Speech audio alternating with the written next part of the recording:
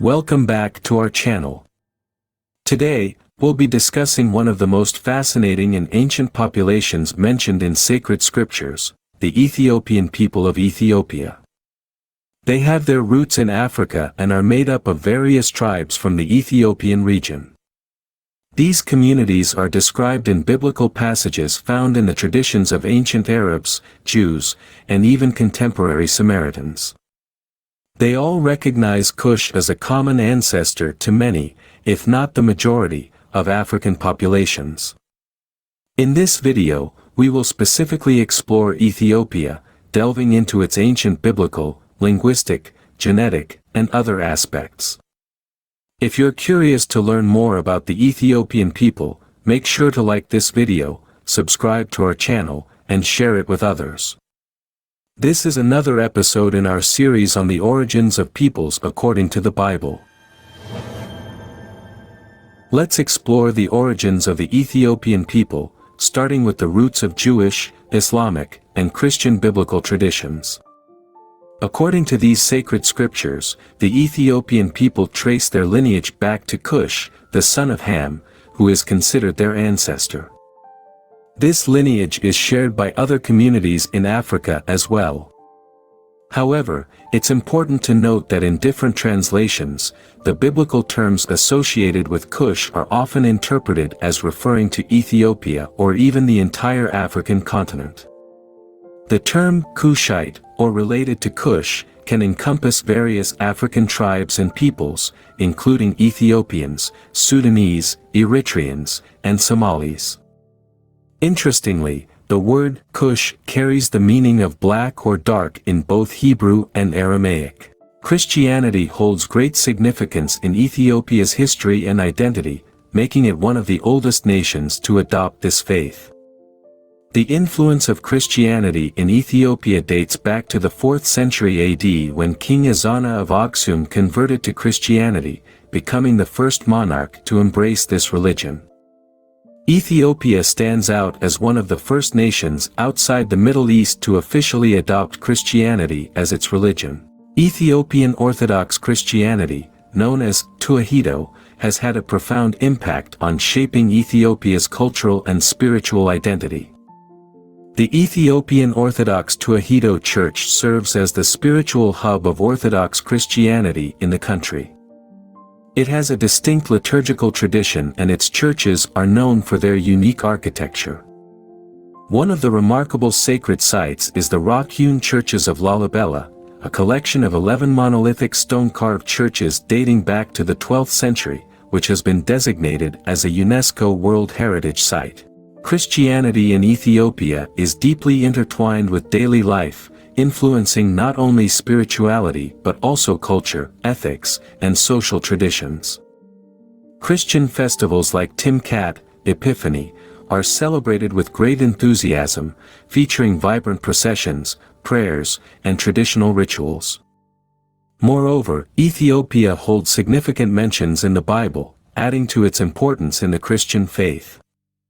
According to Ethiopian tradition, the Ark of the Covenant, which contains the tablets of the law, is believed to be preserved in the city of Aksum, making it a sacred pilgrimage site. Christianity has not only shaped the spiritual beliefs and worldview of Ethiopians but has also played a vital role in promoting social cohesion and preserving national identity throughout the centuries. The relationship between Ethiopia and Christianity is profound, multifaceted, and continues to be an integral part of the country's rich cultural and historical heritage. When it comes to the linguistic history of ancient and contemporary Ethiopians, there have been notable changes. Until the fall of the Derg regime, which should not be confused with the Aramaic language, Amharic served as the exclusive official language in government administration, courts, the church, and even primary education. However, in the 17th century, during the reign of the Gondar dynasty, the Oromo language started to be used as the official language in the royal court of the Ethiopian Empire. After 1991, Amharic gradually gave way to other official government languages in many areas, such as Oromo, Somali, and Tigray. Among foreign languages, English emerged as the most commonly taught language in secondary schools, as reported in the 2007 Ethiopian census and the CIA World Factbook. According to the same census, the primary languages spoken in Ethiopia are predominantly Oromo, followed by Amharic and Somali. Tigrinya holds the fourth position, followed by Sidamo, Afar, Hadiya, and Agal. Furthermore, there are various Semitic languages spoken in Ethiopia, including Gurage, Harari, Silti, and Araba. Arabic is also present due to the influence of Islam in Ethiopia. Additionally, English and, to a lesser extent, Italian are spoken by a small Italian minority in the region. In ancient times, around 1980 BC, the Kingdom of Dmt emerged in present-day Eritrea and the northern region of Ethiopia, extending southward towards the Arabian region, including present-day Yemen. The capital of this kingdom was located in Yeha, which corresponds to the northern part of modern-day Ethiopia. While some historians believe that Dmt was native to Ethiopia, others suggest that it was influenced by the Semitic kingdom of Sheba. However, there is another perspective that views Dmt as the result of the fusion of local cultures, particularly the Aga people of Ethiopian origin, and the Sabaeans from southern Arabia who were of Semitic origin. An ancient Semitic language called Ge'ez is believed to have independently developed around 2000 BC, separate from the Sabaean language. Other speakers of Semitic languages already inhabited Ethiopia and Eritrea during that time, where Ge'ez evolved as a distinct language. The influence of the Kingdom of Sheba, which was once significant, is now considered minor and limited to certain areas.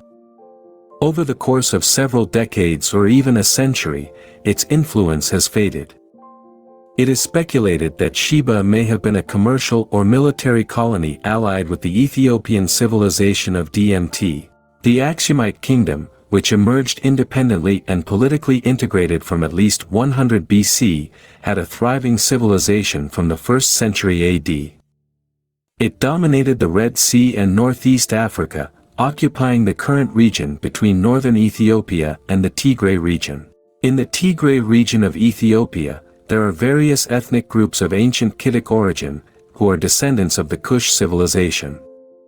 The main ethnic groups in this region are the Tigrayans, representing about 34.4% of the Ethiopian population, followed by the Amhara, representing 27% of the population. The Saho people represent 6.2% of the population. Other notable ethnic groups include the Tigray, Sidama, Gurage, Oromo, Afar, Hadiya, and Gamu. In terms of religious demographics in Ethiopia, according to the CIA World Factbook, the majority of the population identifies as Ethiopian Orthodox Christians, comprising 43.8% of the population. Muslims, followers of the Islamic faith, make up 31.3% of the religious landscape in the country. Surprisingly, Protestantism ranks third, with Protestant Christians accounting for 22.8% of the population. Protestantism is considered one of the fastest-growing religions in Ethiopia. Exploring the genetic aspect of the Ethiopian people and their diverse ancient tribes, autosomal DNA studies have uncovered intriguing findings.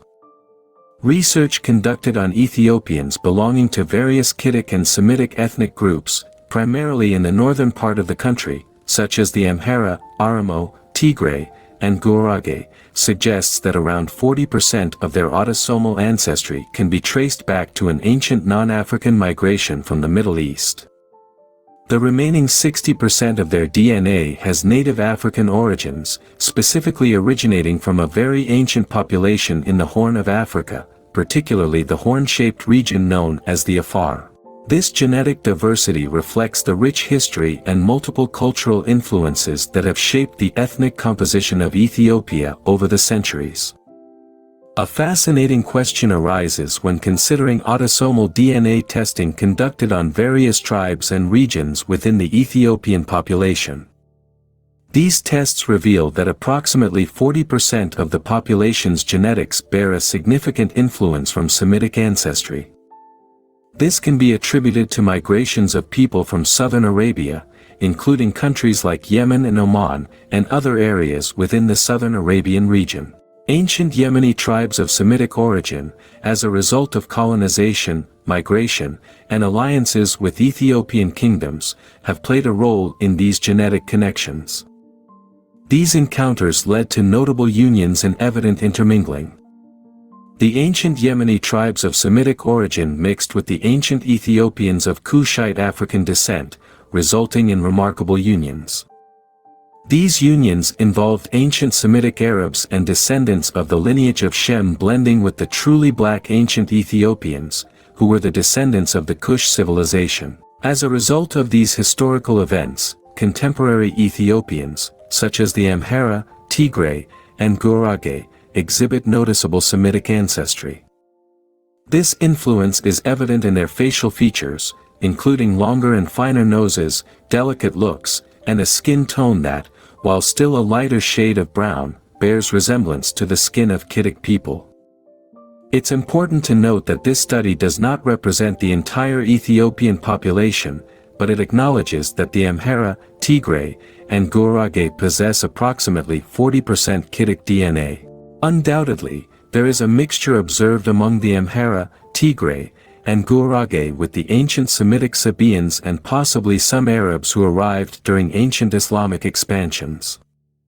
However, some more isolated tribes in Ethiopia have maintained their genetics entirely pure, with a stronger African and native heritage.